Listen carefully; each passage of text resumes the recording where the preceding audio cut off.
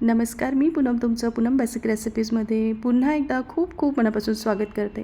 उन्हाळ्याची चाहूल लागली की आपल्या प्रत्येकाच्या घरी लोणचं हे बनवलंच जातं. तर आज आपण ताज्या कैरीचं लोणचं बनवणार आहोत. मस्त आंबट, तिखट, खारट चवीचं चटपटीत हे लोणचं तयार होतं.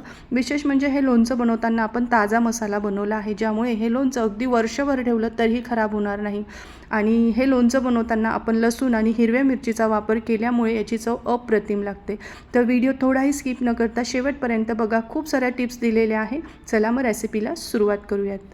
तर त्यासाठी इथे वजनी अर्धा किलो कैरी घेतली आहे. मिरची म्हणाल तर साधारण 150 ग्रॅम इथे मी कमी तिखटवाली हिरवी मिरची घेतली आहे आणि लसूण घेतला आहे मी साधारण 30 ग्रॅम.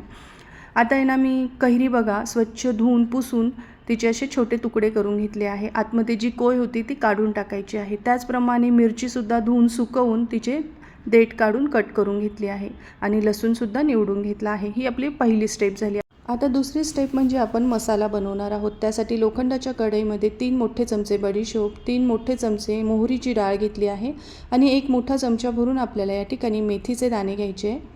1 मोठा चमचा भरून जिरे घ्यायचे आहे. त्याचबरोबर 1 मोठा चमचा धनेसुद्धा घ्यायचे आहे. या ठिकाणी मी मोहरीची डाळ वापरलेली आहे. हवं तर तुम्ही अख्खी मोहरी वापरली तरीही चालेल. हलकेसे मंद आचेवर आपल्याला हे गरम होईपर्यंत भाजून घ्यायचे आहे. जर तुमच्याकडे कडक ऊन पडलेलं असेल तर तुम्ही हे सगळे पदार्थ उन्हामध्ये थोडेसे ठेवले 1-2 तासासाठी तरीही चालेल. पण अशा प्रकारे थोडेसे हे मसाले भाजून घेतल्यामुळे हे जास्त दिवस टिकायला मदत होते. हे बघा, इथे छान मसाले भाजले गेले. हलकेसे गरम होईपर्यंत भाजायचे. खूप रंग बदलू द्यायचा नाही. ताटात काढून गार करायला ठेवायचे. पुढची तिसरी स्टेप म्हणजे त्याच कढईमध्ये आपल्याला 1 मोठी वाटी भरून किंवा 1 कप भरून आपल्याला तेल गरम करून घ्यायचं आहे. तर या ठिकाणी मी शेंगदाणा तेल वापरलं आहे. हवं तर तुम्ही मोहरीचं तेल तुम्हाला आवडत असेल तर तेही वापरू शकतात. तेल अगदी धूर निघेपर्यंत आपल्याला गरम करून घ्यायचं आहे. कडकडीत गरम करायचं. हे बघा, तुम्ही बघू शकता तेलाला असा चांगला धूर यायला लागला आहे. आता गॅसची फ्लेम बंद करून आपण ते कोमट होण्यासाठी ठेवून दिलं आहे. आता जी कैरी आपण कट करून घेतली आहे ना, ती थोडी आपण चॉपरमध्ये फिरवून घेणार आहे. जर तुम्हाला अशी बारीक केलेली कैरी आवडत नसेल तर तुम्ही तुमच्या आवडीनुसार कैरी कट करून घेऊ शकतात. पण एकदा ही पद्धत वापरून तुम्ही एकदा आवर्जून लोणचं करून बघा, तुम्हाला खूप आवडेल. आता सगळी कैरी मी याच पद्धतीने चॉपरमध्ये हलकीशी बारीक करून घेणार आहे. तोपर्यंत तुम्हाला एक निवेदन आहे, तुम्ही अजून माझ्या चॅनलला सबस्क्राईब केलं नसेल तर नक्की सबस्क्राईब करा आणि बेल आयकॉनवर क्लिक करा. सबस्क्राईब करणं पूर्णपणे फ्री आहे.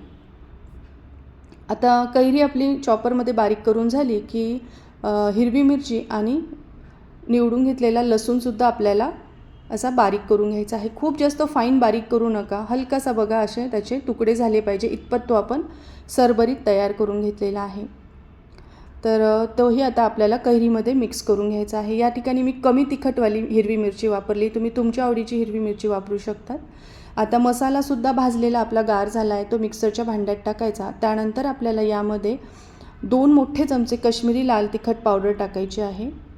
1 छोटा चमचा हळद पावडर टाकायची आहे आणि पाव चमचा हिंग घालून घ्यायचा आहे आणि सरभरीत असं आपल्याला हे मिक्सरवर फिरवून घ्यायचं आहे. हा लोणचं मसाला आहे ना, अगदी 6 महिने ठेवला तरी खराब होत नाही. तर आपला हा लोणचं मसाला या ठिकाणी रेडी झालेला आहे. आता काय करायचं, जी कैरी किंवा हिरवी मिरची, लसूण आपण बारीक करून घेतला आहे त्यावर हा सगळा मसाला टाकायचा आहे. तुम्ही मसाल्याचं प्रमाण तुमच्या आवडीनुसार कमी अधिक करू शकतात. यामध्ये 1 छोटा चमचा भरून कलोंजी टाकायची आहे. त्यानंतर मी इथे 4 छोटे चमचे मीठ टाकलेलं आहे. मीठ पुरेसं टाकल्यामुळे आपलं लोणचं जास्त दिवस टिकतं. आणि त्याचबरोबर आता हे जे तेल होतं आपण गरम करून घेतलेलं ते कोमट झालेलं आहे. आता कोमट तेल आपल्याला यावर टाकायचं आहे आणि याला चांगलं मिक्स करायचं आहे.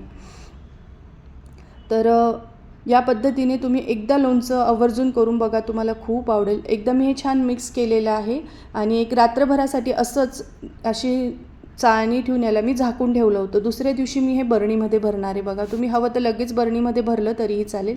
दुसऱ्या दिवशी सकाळी बघा काय मस्त आपलं लोणचं छान एकसारखं मिक्स झालेलं आहे. आता काय करायचं, एखादी स्वच्छ कोरडी काचेची बरणी घ्यायची आणि त्यामध्ये हे लोणचं आपल्याला भरून घ्यायचं आहे. अगदी 1-2 वर्षसुद्धा हे खराब होत नाही. फक्त लोणचं काढताना ओल्या चमच्याचा वापर करू नका. तर तुम्हीसुद्धा असं हे चटपटीत कैरीचं ताज्या मसाल्यामधलं लोणचं एकदा आवर्जून करा आणि रेसिपी आवडली तर कमेंट करून नक्की सांगा.